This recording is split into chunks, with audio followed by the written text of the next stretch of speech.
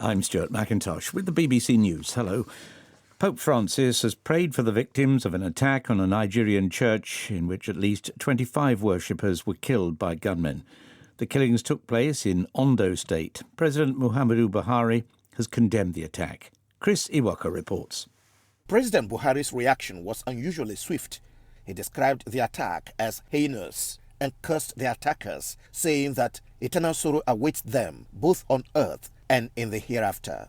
He's been criticized for failing to tackle rising levels of insecurity and kidnapping across Nigeria. The governor of Ondo State visited the scene, vowing to hunt down the assailants and make them pay.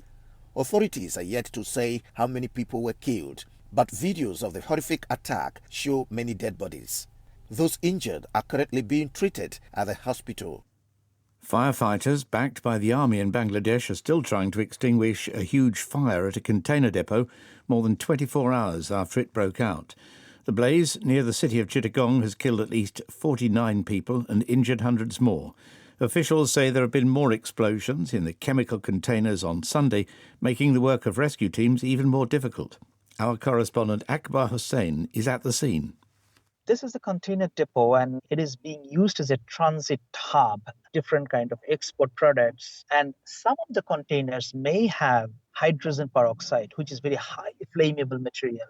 And firefighters say that might be the reason why fire was so huge and explosion was so huge, because they were trying to put off the fire with water. And experts say that when there is the presence of any hydrogen peroxide, water shouldn't be used. It only aggravates the situation. The President of Ukraine, Volodymyr Zelensky, has visited frontline troops in the southeastern region of Zaporizhia. A statement issued by his office said Mr. Zelensky paid tribute to the soldiers and thanked them for protecting the state and the people of Ukraine. He also held a minute's silence for those who died. Lebanon has accused neighbouring Israel of creating a new crisis after the arrival of a ship in the area tasked with producing gas for Israel.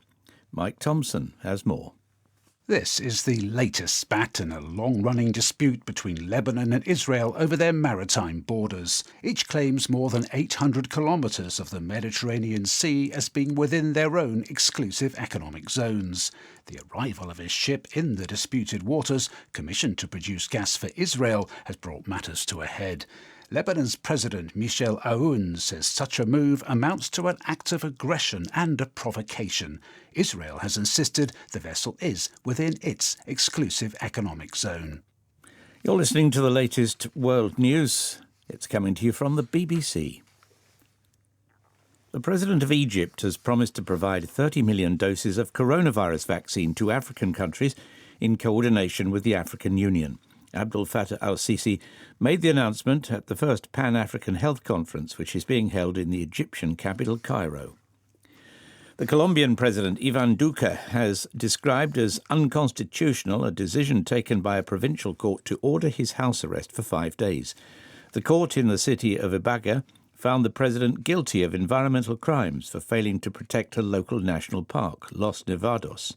Mr. Duque said the ruling had no legal basis and added that his government had been working to implement measures to preserve the site in the Colombian Andes. Rafael Nadal says he'll fight to keep going after winning the French Open tennis tournament for an unprecedented 14th time, despite suffering a long-term foot injury. The Spaniard beat Norway's Casper Ruud in straight sets, becoming the oldest male champion in the history of the tournament. It's his 22nd Grand Slam title, 2 more than his rivals Roger Federer and Novak Djokovic.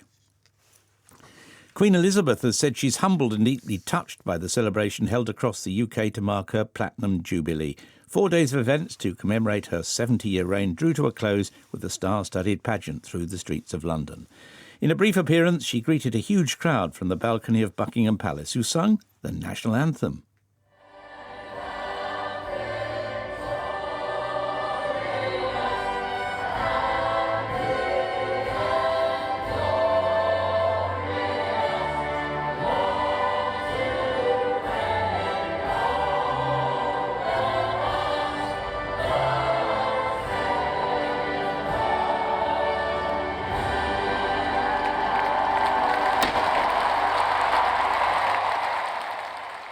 BBC News.